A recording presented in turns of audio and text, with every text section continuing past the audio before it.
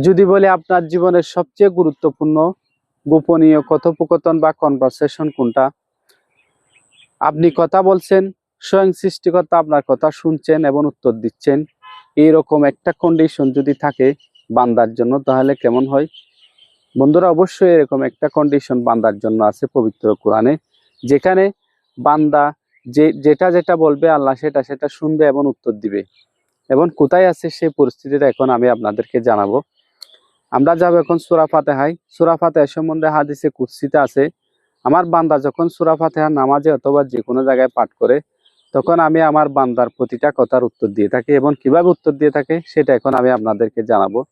বান্দা যখন বলে আলহামদুলিল্লাহ রাব্বিল আলামিন, সকল প্রশংসা আল্লাহর জন্য, তখন আল্লাহ বলে, দেখো আমার বান্দা আমার প্রশংসা করতেছে।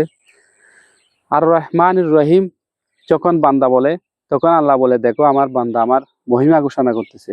মালিকি ইয়াউমিদ্দিন যখন বান্দা বলে, তখন আল্লাহ বলে, দেখো আমার বান্দা আমার কর্তৃত্ব ঘোষণা করতেছে।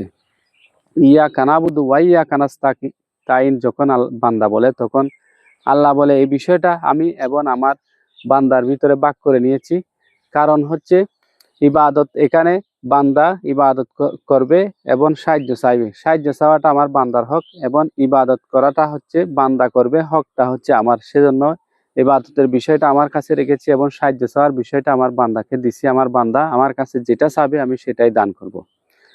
ইহদিনাস সিরাতাল মুস্তাকিম সিরাতাল লাযিনা আন'আমতা আলাইহিম গায়রিল মাগদুবি আলাইহিম ওয়ালাদ-দাল্লিন। এটা যখন বান্দা বলে, তখন আল্লাহ বলে, দেখো দেখো আমার বান্দা আমার কাছে সিরাতাল মুস্তাকিম চাচ্ছে, সহজ সোজা পথ। আমি আমার বান্দাকে সিরাতাল মুস্তাকিমের পথ দান করলাম। ওই পথ থেকে আমার বান্দাকে আমি সেভ করলাম। যে পথ পথভ্রষ্টদের পথ, যে পথ জাহান্নামীদের পথ, সেই পথ থেকে আমার বান্দাকে আমি সেভ করলাম। আমিন। ধন্যবাদ সবাইকে।